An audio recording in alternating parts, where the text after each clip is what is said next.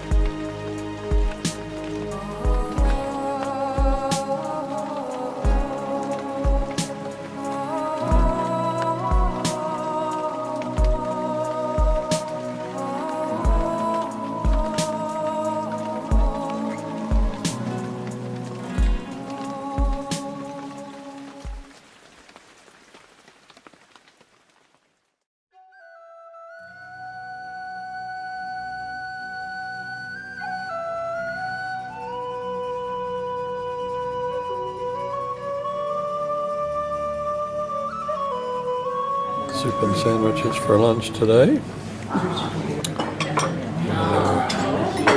That's Kevin, our driver on our bus the first few days. And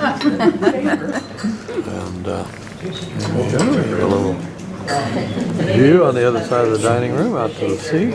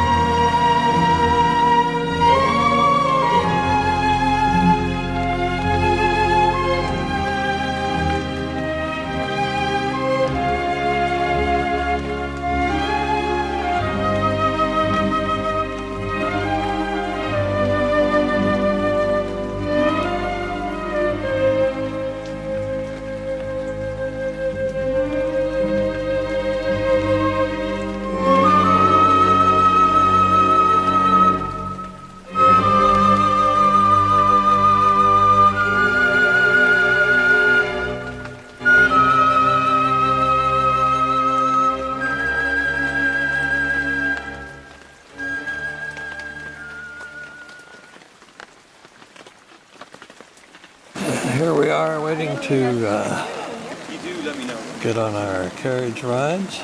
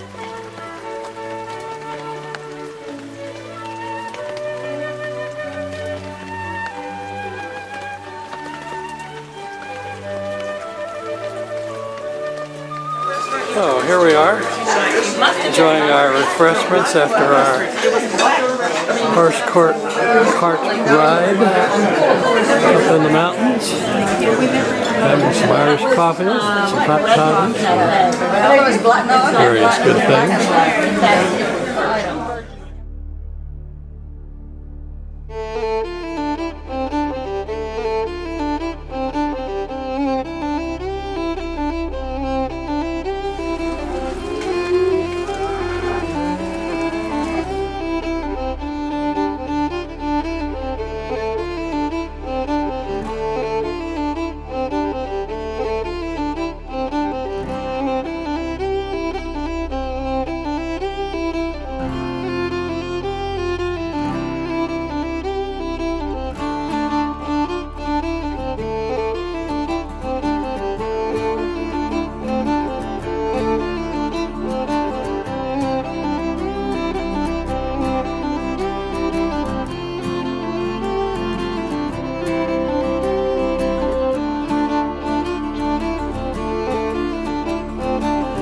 My name is Dennis Kassan, and very shortly you'll be meeting my good wife Margaret, who had the misfortune of meeting me way back in 1976, and ever since she's been landed with me.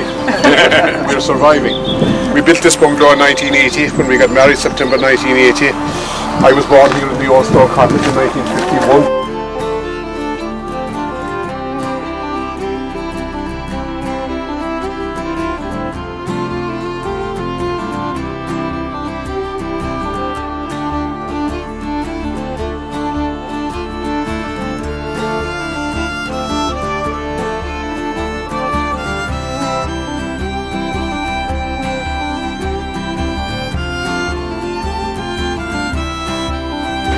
I think you've done this before.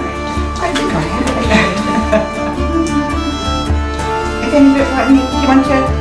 anybody want to take part in it? No, because we'd have to get up and Move right and wash to your the hands. bathroom and wash up, you know. Never mind. We understand that.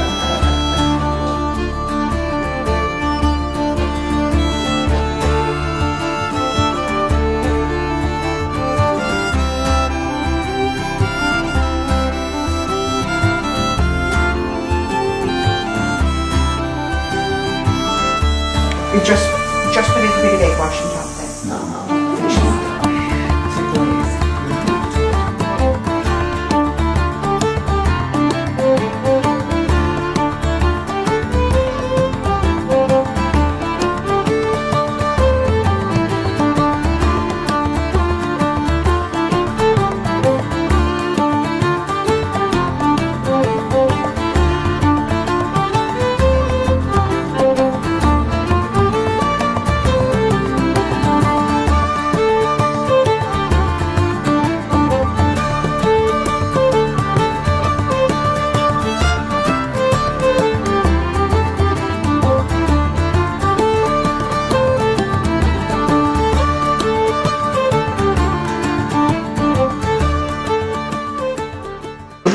Yeah, I'm just showing you the smell of the peat. It smells good.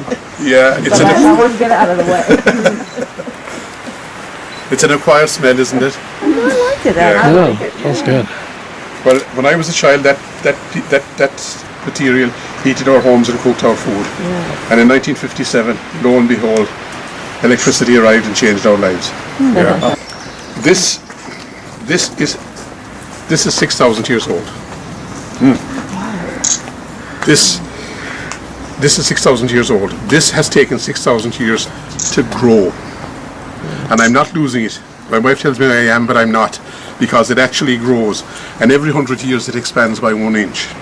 The main ingredient of peat is plant life. There's a little bit of the plant life there. The peat that's here in Kerry is known as blanket peat, for the simple reason that it covers vast areas of the landscape like a blanket. Prior to the formation of peat, these were lakes. Climate change. The plants that grew at the edges of the lakes got covered in water, and they started to slowly break down. Then the main ingredient, two main ingredients for the formation of peat: over 30 inches of rainfall per annum. We have 60, and the formation of sphagnum moss. Now, any of you that have cleaned your automobile or cleaned your windows, you use a sponge, don't you? Why? Because it retains water. Well, sphagnum moss also retains water. It helps in the breakdown of the plant life, and it keeps the oxygen from entering plant life. And this is the result. There it is. That he stamped his name on it. Bill Phil O'Connell. There it is. You can take Hold a second. The peat take it in digger your hand and have a look is at to it. dig up the peat. Take it, pass it around, have a look at it. Jerry, you want to hold it? And I like to explain peat when it's dug as being just like a brick. We call these sods, but to you they look like bricks. And when this peat is originally dug, it is like a clay brick. And the clay bricks are placed in molds. And when the bricks are fired, hey presto, they arrive like this. Now there's no mold for the peat, but the peat is handled when it's soft and with just a fork here. This is actually a hay fork. And the peat is spread in rows along the peat bank, the peat bog. and it dries. After about 2 weeks, you turn it over, flip it over, and then eventually it will lose 60% of its water, and it will become quite hard. And this is the end product. The end product. The main way of drying peat is to make it in these teepee-like structures called foots, and the sun and the wind goes through. Yep. Why it was that shape. In the ideal world, the peat that you harvest this year will not be used until next year. That's the ideal world. Does it exist? No. But nowadays, when it comes to peat, it does, because we're no longer dependent on it. So the peat in this side here, that's a year old, 2 years old, and the peat in this side was harvested last year. So next year we'll be burning this peat. And if we were dependent on peat, as we were when I was a child, this shed would have been chock-a-block with peat. Chock-a-block. And how far away did that come from? In this area, 16 miles away, there's 100 acres of peat, and every family has what's known as Turbury rights. Every family has the right to 1 acre of peat. So if you come here to Ireland and you buy a little holding, and eventually you get your deeds from the solicitor, you'll find something very strange on saying Turbury rights, giving you an address as to where your acre of peat is. So they're like communal plots. And in the month of May, we would make pilgrimages to these peat bogs. Nowadays, peat is mechanically harvested. Thank God. We're going to. I have deliberately kept for you our final act before we retire from the scones. Our penultimate act is to show you how butter was made, and then I'll show you. We'll plant a few potatoes. Oh, okay. You're only beginning your holiday, folks. You're only beginning. By the time you leave Ireland, there'll be potatoes growing out of every year here. You'll have them for breakfast, dinner and supper, as you know already. The milk was separated, the cream was brought to the kitchen, and it was left cool. And we ate our dinner in the middle of the day. And after dinner, when my mother had time, she would place the cream into the butter barrel. She would put on a little cloth here, a muslin cloth here, and cover it up. Now she had time to churn the butter. And the potatoes were eaten, the bacon and cabbage were eaten, the table was cleared, the dishes were washed, so she'd sit on top of the table. She'd turn on the radio in, and she'd listen to the sponsored programs. And if, by chance, Jim Reeves came on, everything stopped. As I walked out on the streets of Laredo, as I walked out in Laredo, that was her favourite song, she loved it. So she chirped, she hummed, she hummed. This gentleman arrives, he's a neighbour. He greets her, she greets him. He knows exactly what he's going to have to do. He's going to have to come and he's going to have to turn the handle once. Because if he doesn't, the butter will not churn. That's a voodoo, we call it pishogues. It is a superstition. It's a superstition. That's the butter. Now before we go to the potatoes, before we see how potatoes are grown, can I tell you that between 1855 and 1852, 1 million people in Ireland died from starvation. Why was there a famine on a green island like this? The reason was the fact that 2/3 of the peasantry, and there was 8 million people on the island, were dependent on the potato. All of a sudden, from the near continent, via the New World, via the Americas, came a diseased batch of potatoes. The fungus blight is airborne. Still very prevalent today, and the fungus blight travels and it loves our climate here because it's moist and it's damp, and the fungus blight will travel, it's airborne. And in 1852 the potatoes failed in Ireland, and between 1852 and 1855 1 million people lost their lives. In 1888, quite by accident, in the beautiful Bordeaux region of France where grapes are grown, a vineyard owner who had his vineyard close to a public pathway and who was very annoyed with the locals plucking his vines, decided one day that he'd actually use copper sulfate and lime on the vines. But not alone did it keep the mildew away and it kept the prying fingers away from eating the grapes, but it also preserved the potatoes which were growing on the side of the vineyard, because in France potatoes were not used, tubers were not eaten, but the stalks were used for their decoration, their flowers. And in 1888 this miracle was discovered, bluestone, copper sulfate. Today it's still used. What do we call it today? Bordeaux mixture. There you are. There you are. And just one final thing. I've been saying that since I started, haven't I? Sorry. My father was a local barber. Who needs a haircut? He was a local barber. In his old age, he refused to wear his spectacles. And as we walked around the front of the old stone cottage, that was his barber shop, because the light helped him. And there's one youngish man here, he's now in his 50s, that often tells me that if his father brought him to my father for a haircut, he refused to go to mass for 3 weeks.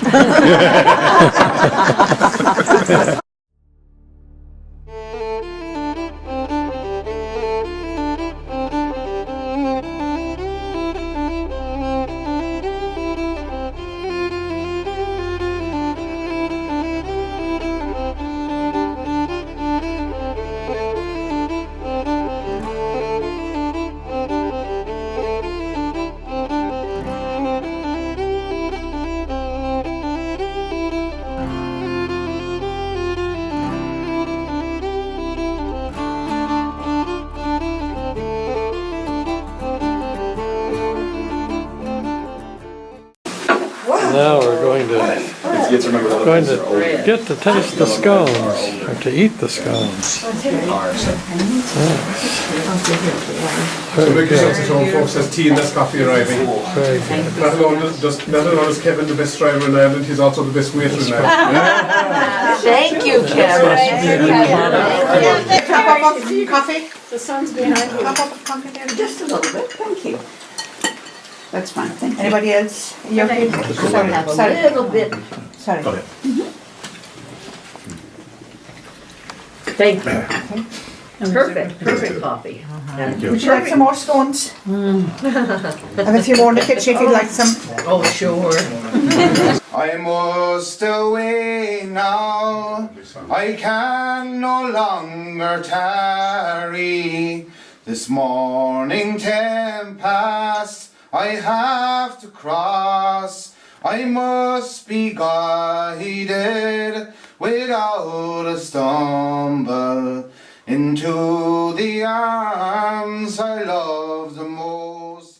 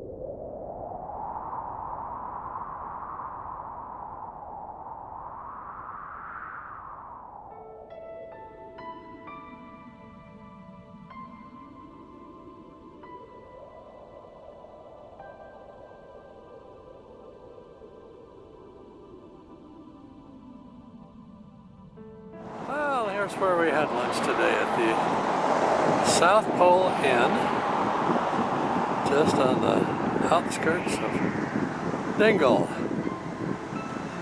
Excellent lunch.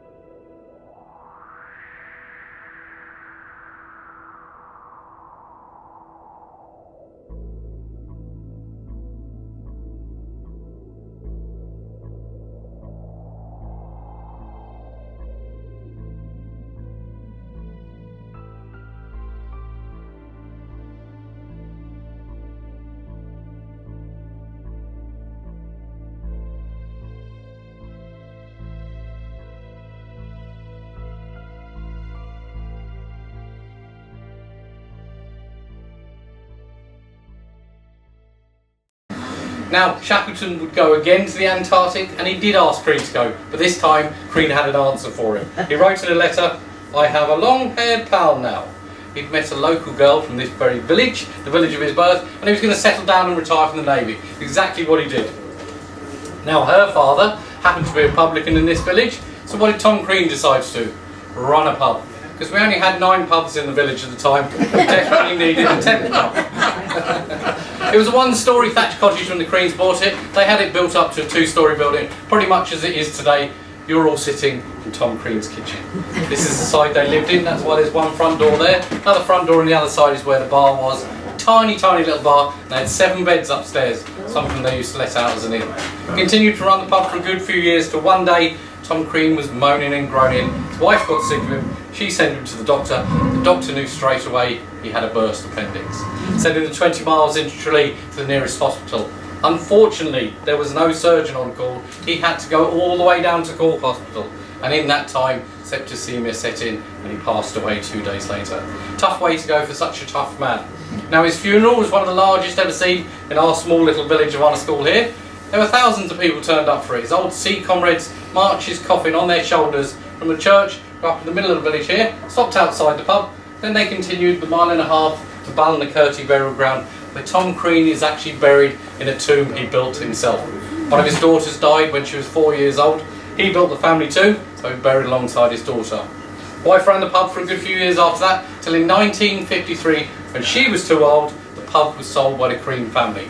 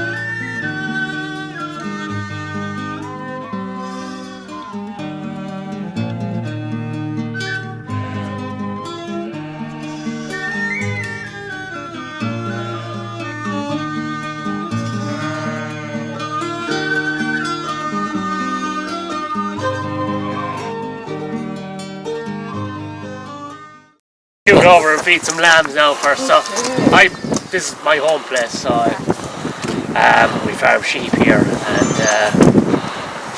that's about it really. I'm going to show you into the old house, and we can have a cup of tea then after. Sounds good. These guys are hungry. We stay here for a few minutes. Raining outside, but it's dry in here. Wet like. Who wants to do the last one? What's the last bottle? Any takers? Oh, I'll do.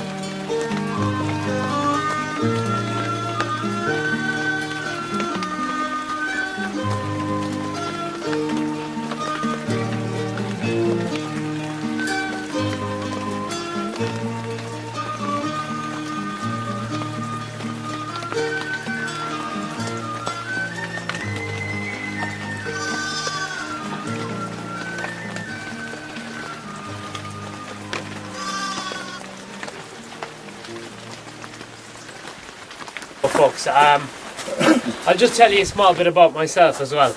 I used to work at sea. I was an officer in the Merchant Navy, so I went to college to study nautical science. So I spent 10 years away from the farm, from home, but I got made redundant from the job that I was in, and I was getting one of these kind of rubbish jobs, so that's why I started this here with the lambs. My grandmother used to let people come and visit the huts. She charged them €2. She used to keep the money then to go and go to America to visit her daughter. Was the main goal every year was that she could go over to New York to her daughter.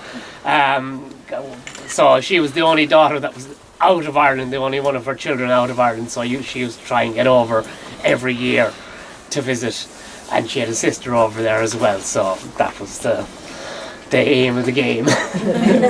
And so she passed away 3 years ago, or almost 3 years ago now, so I came back home. I took this over.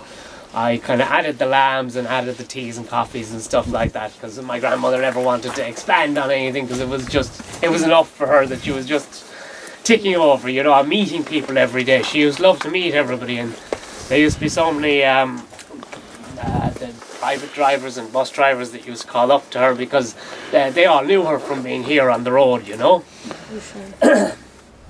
But yeah, that's the story. In here is a cluchán, or a beehive hut. These were early Christian homes. They date from like 12 to 1400 years ago. What you see here, there's a hole in the ground. It's actually a souterrain. There's a passage goes through, and there's a chamber under this chamber here. They're thought to have been used for storing food in, or for hiding things in. Some of them come out outside of a building, so it's thought that they were escape routes. They find home stones recycled into souterrains, so it's thought that they were it gives an idea of the date, because the home stones went out of fashion and the souterrains kind of came into fashion, so that's why we got Just explain about the ohm stones. Ohm is the earliest form of writing found in Ireland. So it's a series of lines and dashes along the corner side of a stone. Yeah, that's the ohm. Yeah, that's it. I don't know where you'd find it. So people, the jewelers tend to have all the letters and all because they'll do your name for you. I don't remember them all, you know. When we pass by more, we'll point it out. Yeah. You'll probably find examples in the Blasket Centre, maybe. Yeah, I imagine so. Yeah. It probably had a beam and thatched roof, because it's such a large circumference. This is the biggest on the peninsula as far as I know, this particular one. The outer chambers, they could have had stone roofs. It would have been quite easy to put a stone roof on them. There's one there in the garden. It's only about 150 years old. It was built with the house as extra storage, so people were still building in this fashion up until quite recently. It's very suitable for around here because there's loads of stones and no trees. Anybody got any questions? Do they have any idea what these stones were all about? There may have been a fire pit here in the centre, and if they had, if they had a large hole in the roof, that when it was raining, that it would flow away out again, or they could wash it away out. Because there seems to be a drain, but I never saw any other side of a drain on the other side of it. How recently was this place being used up? It could have been used up until the famine. Right. Because there were people living in every kind of hovel, bahal, under the sun until the famine. There were 8 million people in Ireland. There was a very rural population. They weren't living in cities. They were scattered all over the countryside. So people were living under rocks, basically. You know, it was people were that poor that they were living basically under a rock like that, and they would have built a. Yeah. Have you been down in there? I have, yeah. So it's quite tight at the I end was of the going to turn. say some of us wouldn't fit in there, but you would. The real entrance is actually here. Oh. And the board works just closed it up. And then, yeah. You go on through it? Oh yeah, just mind your Wherever step we on that, yeah. Oh yeah, I will. I'll mind my step. Yeah. Is there an estimate as to how far back these go? Roughly early Christian. So 1400 years. Okay. Nínam Rova, I'm not so good.